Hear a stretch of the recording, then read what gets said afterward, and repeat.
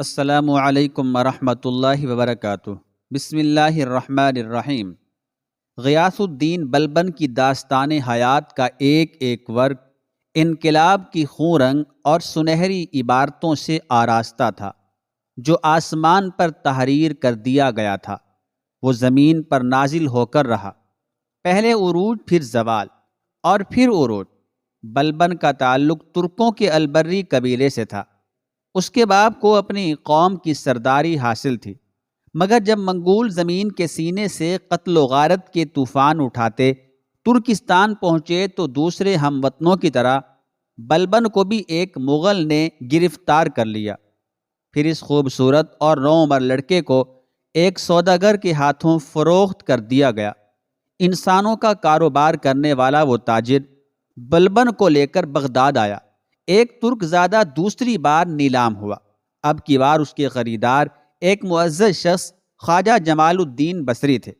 ابھی بلبن نے بغداد کی فضاؤں میں چند ہی سانسیں لی تھی کہ خواجہ جمال الدین اسے لے کر ہندوستان پہنچے۔ خواجہ جمال پر یہ راز ظاہر ہو چکا تھا کہ ہندوستان کا درویش صفت حکمراں سلطان شمس الدین التمش بھی بلبن کی نسل سے تعلق رکھتا تھا۔ اسی نسلی رشتے کے پس پردہ خواجہ جمال کو بہت بڑا فائدہ نظر آ رہا تھا، اور پھر ایسا ہی ہوا۔ سلطان شمس الدین التمش نے بلبن کو منہ مانگی قیمت پر خرید لیا۔ زنجیریں آہستہ آہستہ کٹتی جا رہی تھیں اور ایک غلام کی پیشانی پر اقتدار کی لکیر نمایاں ہونے لگی تھی۔ سلطان شمس الدین التمش غیاث الدین بلبن سے اس قدر متاثر ہوا کہ فرما روائے ہند نے اپنی ایک بیٹی اس کے نکاح میں دے دی اور دامادی کے اعزاز سے شرف یاب کیا۔ پھر گردش روز و شب کے ساتھ بلبن نے وقت کے عجیب عجیب تیور دیکھے۔ کبھی وہ ابھر کر ڈوبا اور کبھی ڈوب کر ابھرا۔ ایک بار زندان کے حوالے بھی کیا گیا، مگر لوح محفوظ کا فیصلہ اس کی زندگی کے سفینے کو کھینچتا ہوا ساحل مراد کی طرف لیے جا رہا تھا۔ اگرچہ حالات کی موجیں بہت تند و ترکش تھیں، لیکن غیاث الدین بلبن نے بڑی جوانمردی کے ساتھ انقلاب کے دھاروں کا مقابلہ کیا۔ پھر جب ہلاکت خیز ہوائیں رکیں اور فتنہ انگیز موجیں سرنگوں ہوئیں تو دیکھنے والوں نے دیکھا کہ بلبن کی کشتی سیاست میں سدھا سوراخ تھے، مگر وہ کنارے پر پہنچ چکی تھی۔ بلبن نے زمین پر قدم رکھا، کچھ دور تک آگے بڑھا، پھر ٹھہرا اور مڑ کر آرزوؤں کے اس دریا پر نظر ڈالی جو انسانی خون سے سرخ تھا۔ چہرے پر کئی رنگ آئے اور گزر گئے۔ بلبن کے ڈوب جانے کی پیش گوئی کرنے والے شرمسار تھے اور بار ندامت سے ان کی گردنیں جھکی ہوئی تھیں۔ وہ مخالفین کی قطاروں کے سامنے رکا، ان کے پیروں میں زنجیر غلامی دیکھ کر ہنسا اور بے نیازانہ رفتار کے ساتھ قصر سفید کی طرف چلا گیا۔ بظاہر ابھی بلبن نے تاج زر نگار نہیں پہنا تھا، لیکن در پردہ وہی ہندوستان پر حکمرانی کر رہا تھا۔ سلطان شمس الدین التمش کے سب سے چھوٹے لڑکے ناصر الدین محمود پر اس کی گرفت اتنی مضبوط ہو چکی تھی کہ شہنشاہ ہند ایک گوشے میں سمٹ گیا تھا، اور بساط حکومت پر گردش کرنے والے تمام مہرے بلبن کی نگاہ کرم کے محتاج ہو کر رہ گئے تھے۔ پھر جب سلطان ناصر الدین محمود بستر علالت پر پہنچ گیا تو غیاث الدین بلبن کے فیصلوں کو جھٹلانے والا کوئی دوسرا شخص موجود نہیں تھا۔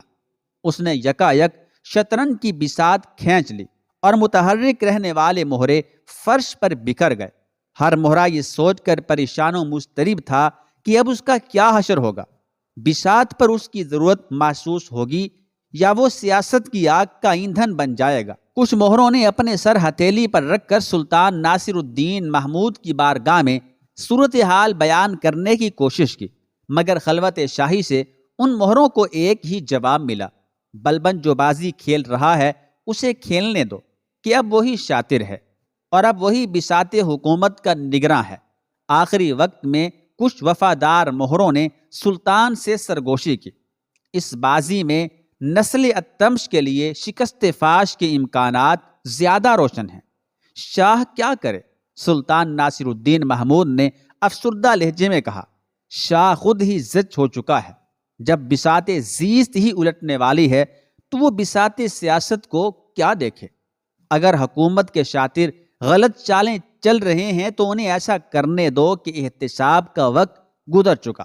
تمہارے سلطان کو موت کے شاطر نے شاہ دے دی ہے جس کا بظاہر کوئی توڑ نہیں، بساط مکمل طور پر درہم برہم ہو چکی ہے۔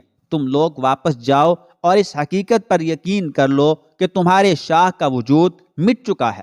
اگر بلبن نے وہ بازی اپنے ہاتھ میں لی ہے تو اسے کھیلنے دو، وہ ایک زمانہ آشنا شاطر ہے۔ میں سمجھتا ہوں کہ وہ کم سے کم مہروں کی قربانی دے کر بازی جیتنے کی کوشش کرے گا۔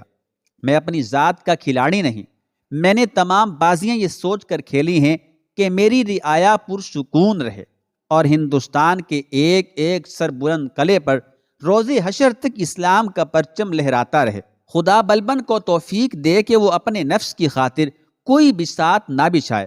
وہ ان غیور اور وفادار مہروں کو اس لیے تہے تیغ نہ کرائے کہ ان کے سر کسی انسان کو سجدہ کرنے کے عادی نہیں ہیں۔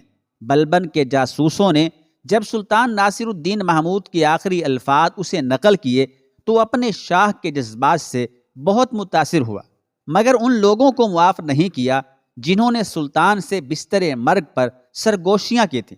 اس کے خیال میں سیاست کا یہ اصول ناپسندیدہ تھا کہ اختلاف رکھنے والوں سے چشم پوشی کی جائے۔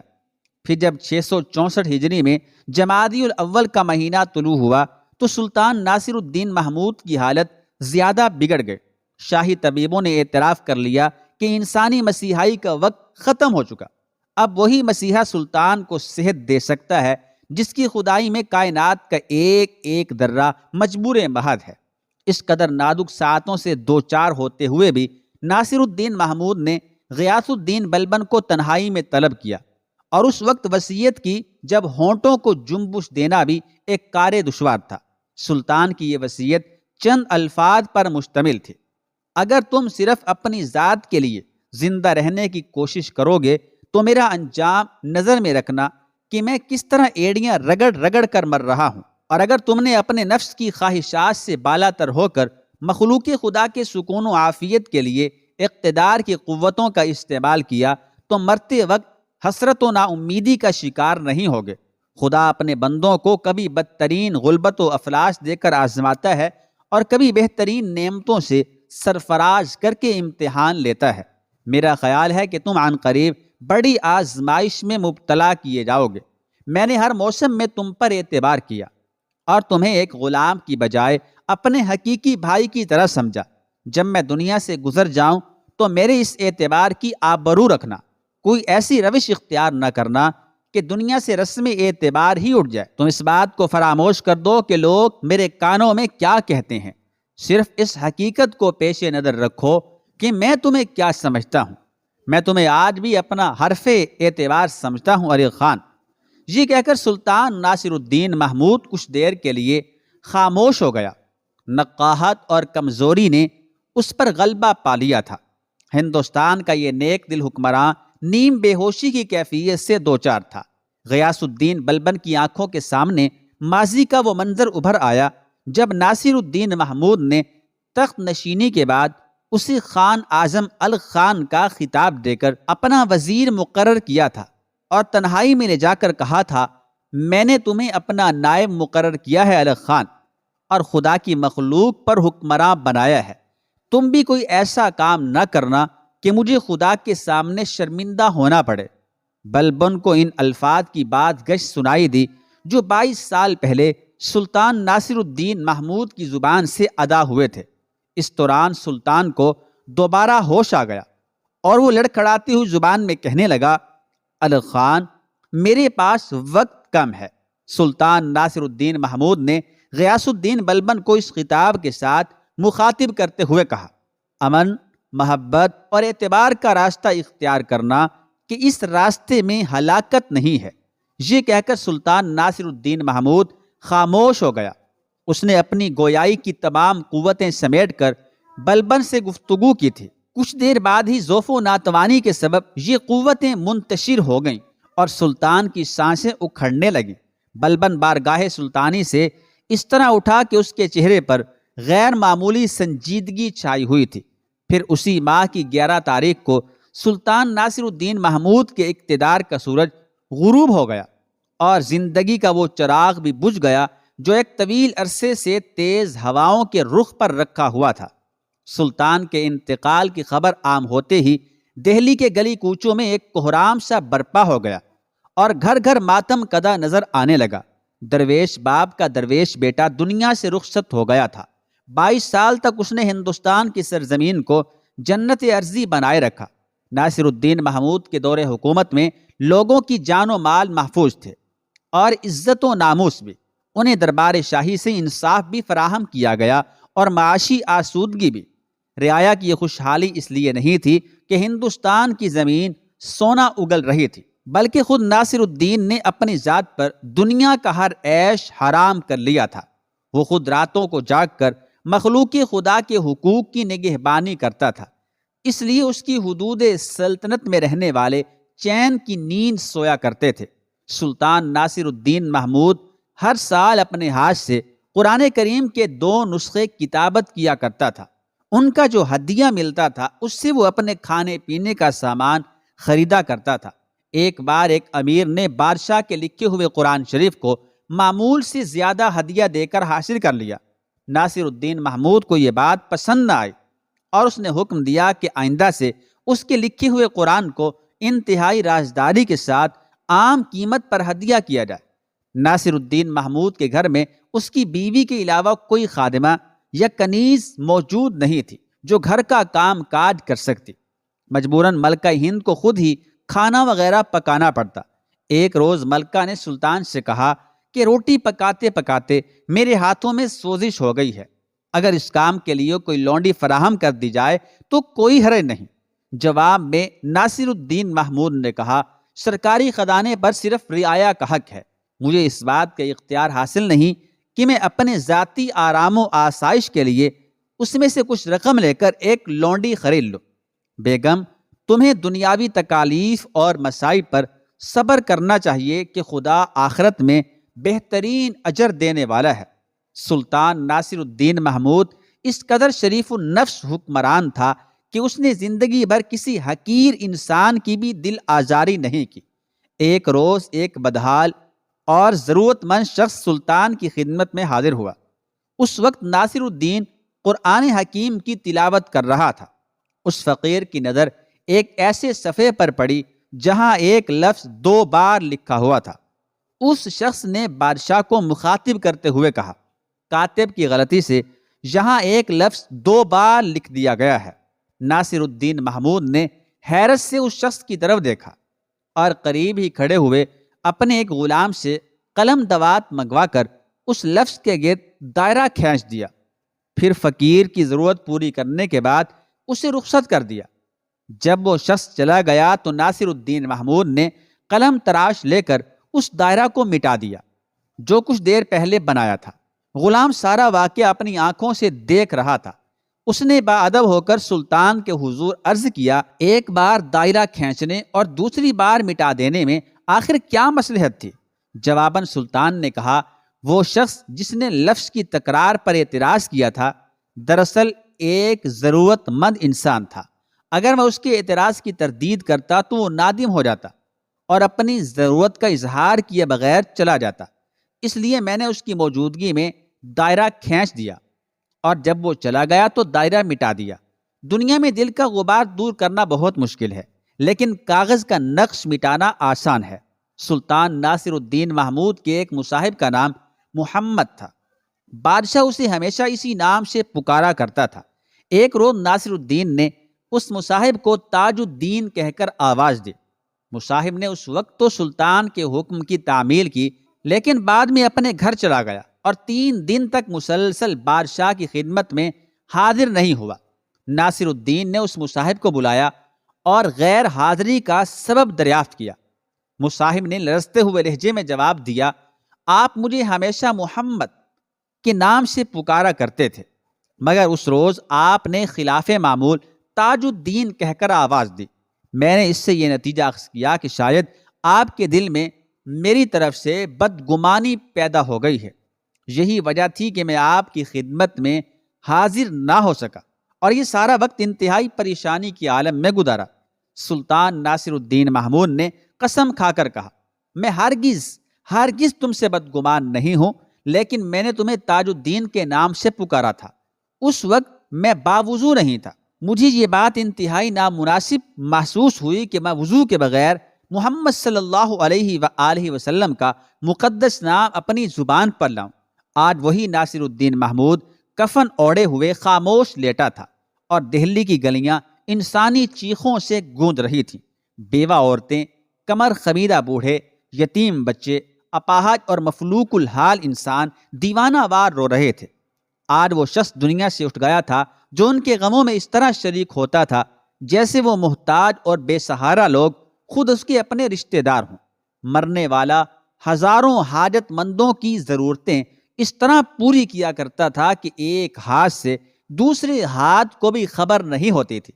وہ ستم رسیدہ لوگوں کے المناک فسانے سنتا تھا اور پھر ان کے درمیان اس طرح اپنی مسکراہٹیں تقسیم کر دیتا تھا کہ بہتے ہوئے آنسو تھم جاتے اور بجھتے ہوئے چہروں پر دوبارہ زندگی کے چراغ جل اٹھتے تھے۔ کئی دن تک دہلی کی گلیوں میں ماتم برپا رہا، مگر جانے والا تمام چیخوں، آہوں اور آنسوؤں سے بے نیاز ہو کر چلا۔ جب سلطان ناصر الدین محمود کا جسم قبر میں اتارا جا رہا تھا تو کچھ لوگوں نے چیخ کر کہا، اے سرزمین ہند، تو ویران ہو گئی۔ آج کے بعد شاید ہی ایسا کوئی دوسرا حکمراں تیرے سینے پر قدم رکھے۔ بے شمار ہندو اسے بھگوان کا اوتار سمجھتے تھے اور عام مسلمانوں کے خیال کے مطابق ناصر الدین محمود انسان کے لباس میں فرشتہ تھا، بلکہ فرشتوں سے بھی بلند تر، کہ وہ خواہشات نفسانی سے پاک ہوتے ہیں۔ اور ناصر الدین محمود نے تمام زندگی اپنے نفس سے جنگ کی تھی۔ وہ یہ جنگ جیت گیا تھا، مگر موت و زیست کے مارکے میں زندگی ہار گئی تھی اور موت غالب آ گئی تھی۔ داستان آدم کا آخری باب یہی ہے، موت اور صرف موت۔ ناصر الدین محمود کے دفن کے وقت ہر آنکھ اشکبار تھی، مگر غیاث الدین بلبن کی پلکوں پر نمی کا عکس تک نہیں تھا۔ لوگوں نے بلبن کے اس انداز کو بڑی حیرت سے دیکھا۔